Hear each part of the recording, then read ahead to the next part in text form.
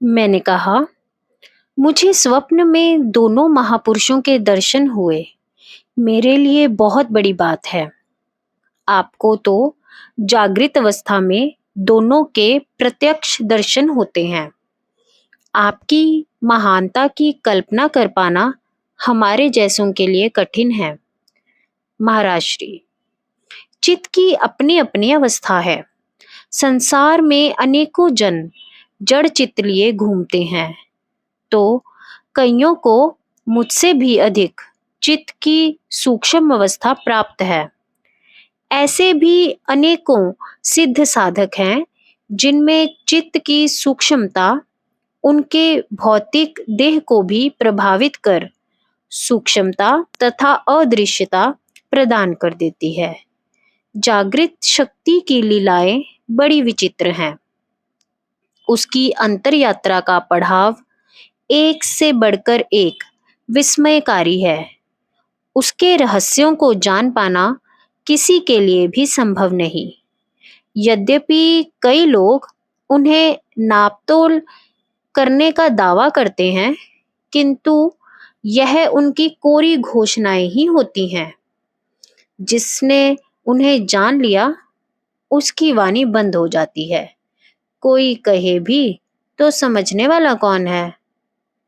मैंने कहा, आपने बताया था कि आपका तथा लल का किसी जन्म में संपर्क रहा है। क्या इस विषय को थोड़ा और अधिक विस्तार से कहेंगे? महाराज श्री, जब मैंने किसी एक जन्म में प्रथम बार लल को देखा, तो वह एक पहाड़ी नदी के किनारे पानी में पांव लटकाए एक पत्थर पर बैठी थी। चारों ओर शांति पसरी थी। कभी कोई जंगली हिंसक पशु भागता हुआ निकल जाता तो थोड़ी खड़खड़ाहट सी हो जाती थी, अथवा नदी के जल की कल कल ध्वनि सुनाई पड़ती थी।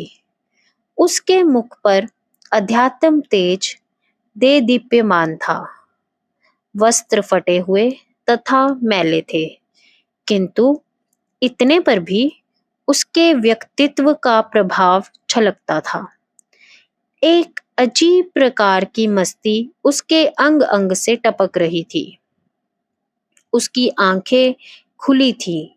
उसके होंठों के धीरे धीरे हिलने से ऐसा आभास होता था कि वह मन ही मन किसी मंत्र का जप कर रही हैं। उससे कुछ बात करने का मेरा मन कराया। मैंने तनिक पास जाकर कहा, देवी जी, क्या आप मेरी बात सुन रही हैं? इस पर लल ने आंखें खोलकर तथा गर्दन मेरी ओर घुमाकर देखा। उसके देखने पर मेरे शरीर में रोमांच सा हो उठा। सांस की गति तीव्र हो गई। मन ने चंचलता त्याग दी। यह लक्षण इस बात को समझने के लिए पर्याप्त थे कि वह उच्च कोटि की एक साधिका है। मैंने फिर कहा, क्या मैं आपसे कुछ बात कर सकता हूँ? लल, क्यों नहीं महाराज श्री, मैं भी अध्यात्म पथ का एक छोटा सा पथिक हूँ, तथा ऐसा आभास होता है आपकी भी इसमें रुचि है। क्या मैं आपका परिचय जान सकता हूँ? लल, जब मैं आप स्वयं ही अपना परिचय नहीं जानती, तो आपको क्या दूं? अनेकों रूपों तथा परिचयों के साथ बार बार यहाँ आती हूँ। आपको कौन सा परिचय दूं? महाराज श्री, इस जन्म का। लल, जो मैं कल थी अब नहीं, जो अभी हूँ वो कल नहीं रहूंगी। क्या परिचय दूं? इससे अधिक परिचय की मुझे आवश्यकता भी नहीं थी। मैंने पूछा, आपका आश्रम या कुटिया कहाँ है? लल, मैं इस समय कुटिया में ही हूँ। यह शरीर ही मेरी कुटिया है, मेरा निवास स्थान। महाराज श्री, आप क्या साधन करती हैं? लल, कुछ करने वाली मैं कौन? साधन करने के लिए शक्ति तो और ही है, मुझसे भिन्न, मुझसे स्वतंत्र। यदि मैं कहूँ कि मैं आमुक साधन करती हूँ, तो यह मेरा मिथ्या अभिमान होगा। महाराज श्री, क्या यह कहना चाहती हैं कि आपके लिए कोई दूसरा साधन करता है? लल, कोई और साधन करता है। हाँ, मैं साधन होते हुए केवल देखा करती हूँ। उस समय मेरा अहम दृष्टा होता है तथा शरीर यंत्र। अहम रहता है पर अभिमान नहीं होता। लल को समझने के लिए मुझे इतना बहुत था, इतना स्पष्ट हो गया था कि वह शक्ति जागृत साधिका है। अपने स्थान पर जाकर मैं ध्यान में बैठ गया। मन में लल का लक्ष्य स्थापित था ही। लल विषयक पूर्व जन्मों की घटनाएं, उसका तथा मेरा संबंध, साधक के रूप में स्वामी परमानंद तीर्थ जी महाराज के आश्रम में दोनों का एक ही समय निवास, सभी कुछ प्रकट होने लगा। परमानंद तीर्थ जी महाराज हम दोनों के गुरु थे। इस जन्म में भी लल के सामने आते ही कई जन्मों का पुराना इतिहास खुल गया।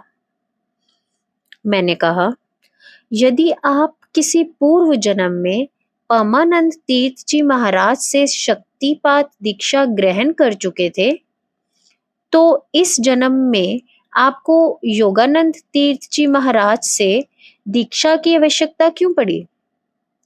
महाराज श्री, दीक्षा तो एक बार हो जाती है, किंतु प्रत्येक जन्म में लोक मर्यादा की स्थापना के लिए दीक्षा का व्यवहार दोहराया जाता है।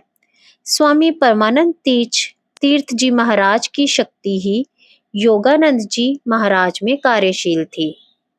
इस जन्म में एक बार फिर उसी गुरु शक्ति का अनुग्रह प्राप्त किया।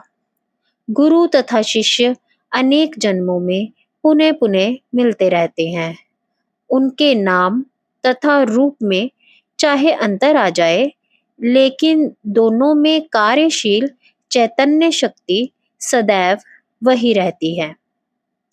दीक्षा प्राचीन गुरु शिष्य संबंध की पुनर्स्थापना है।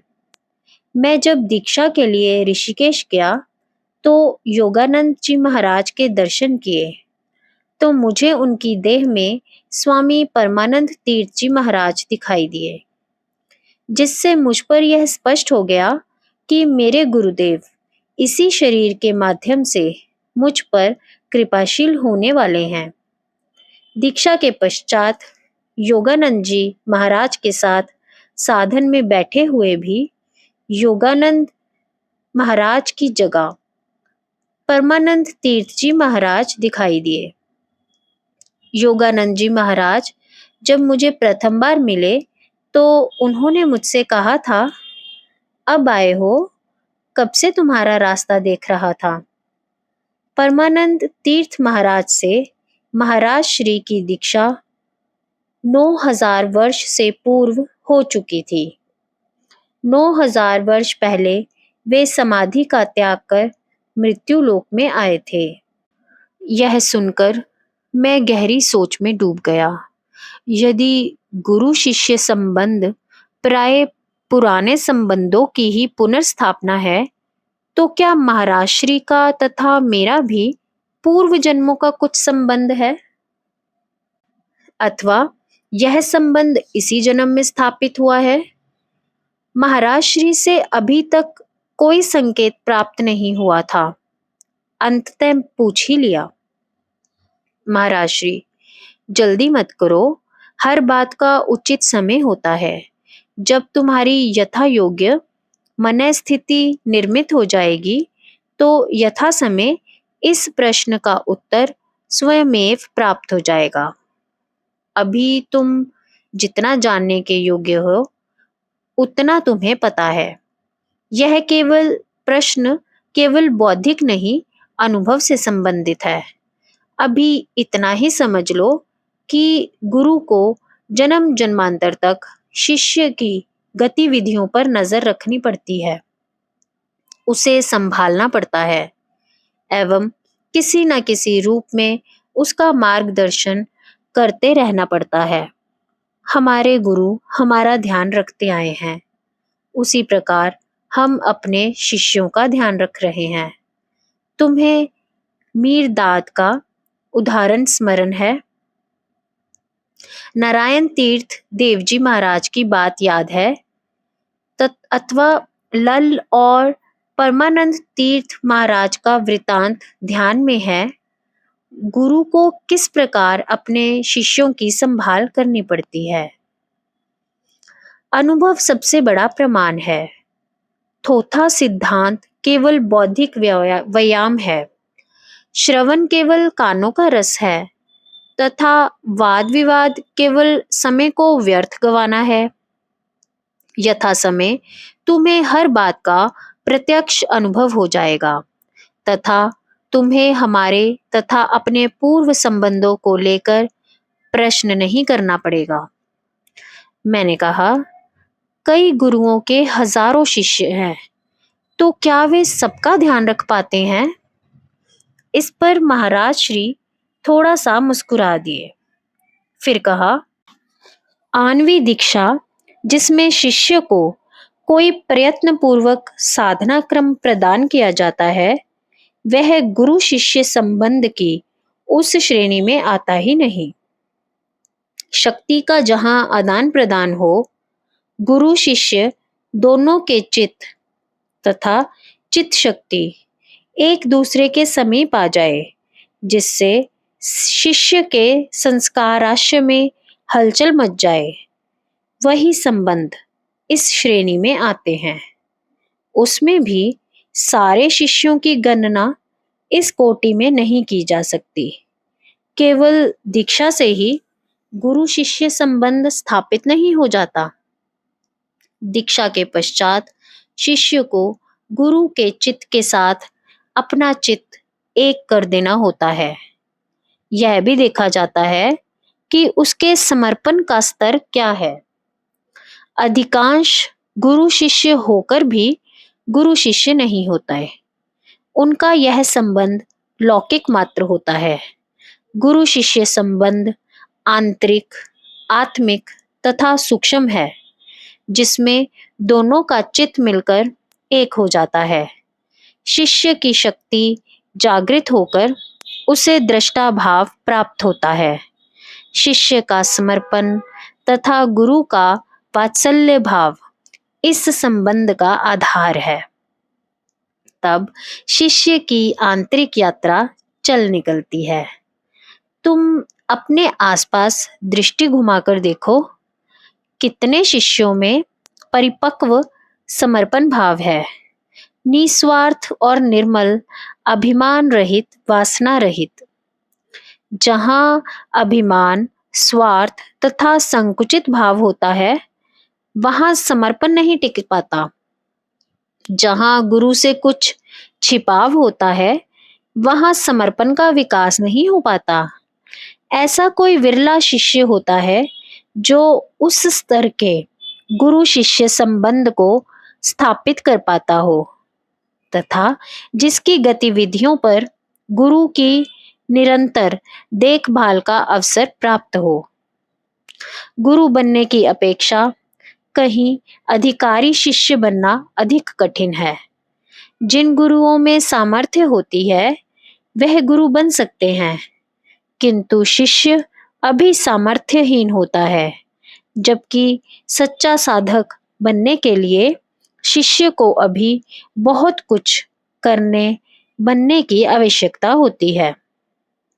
मैंने कहा, जो सामर्थ्यहीन होते हुए भी गुरु बन जाते हैं। महाराज श्री, वह गुरु नहीं बनते, गुरु की नकल करते हैं।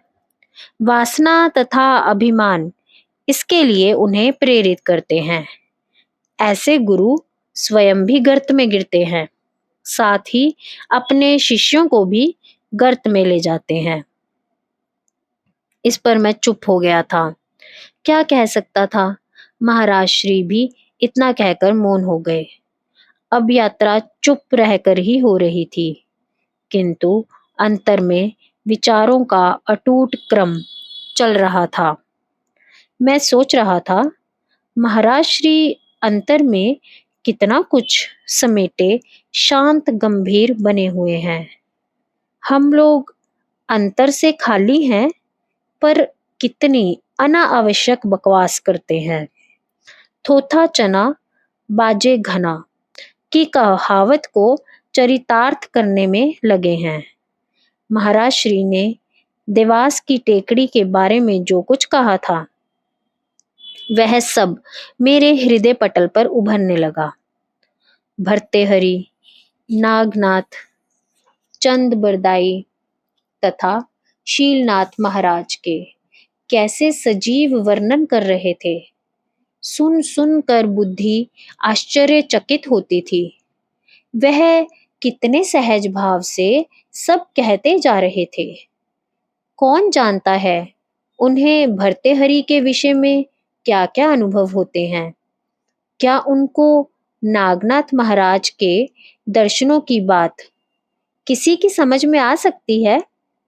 यह बात भी किसकी जानकारी में है कि योगी शीलनाथ महाराज उन्हें मिलने आए थे, और अब लल, जिसका शरीर ईसा की 14वीं शताब्दी में वर्तमान था, से संबंधित घटनाएं आज भी उनकी आंखों के सामने हैं।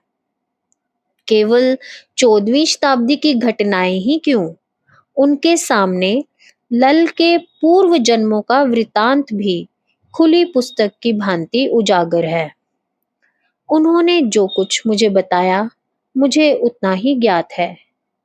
ना जाने और क्या क्या वह अपने अंतर में सहेजे बैठे हैं। उन्होंने अगाशा के साथ अपने संबंधों को लोगों के सामने कहाँ प्रकट किया था। हम घूमकर अपने ठहरने के स्थान पर लौट आए। दिल्ली में 3 दिन ठहरकर ऋषिकेश के लिए हमने कार के द्वारा प्रस्थान किया। कार में भी मेरे अंतर में विचार चलते ही रहे। कार भी चलती, विचार भी भागते। क्या इस भोले भाले व्यक्तित्व को देखकर कल्पना हो सकती है कि वे इतने बड़े महान आत्मा हैं। महाराज श्री की तरह हमें अदृश्य महापुरुषों के दर्शन क्यों नहीं होते। संभवतः चित्त पर पड़े आवरणों के कारण। ना स्वयं को पहचान पाते हैं, ना अंधों की तरह कुछ दिखाई देता है।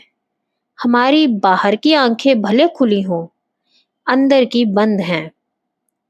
विचारों का मेरा क्रम तब टूटा जब हमारी कार हरिद्वार में हर की पौड़ी पर खड़ी हुई। यह स्मरण कराने की आवश्यकता नहीं कि महाराज श्री को गंगा जी पर अगाध श्रद्धा थी। उन्होंने घाट की सीढ़ियां उतरकर गंगा जी को प्रणाम किया, शरीर पर जल छिड़का, ग्रहण किया। यहाँ से आधे घंटे में हम ऋषिकेश पहुंच गए।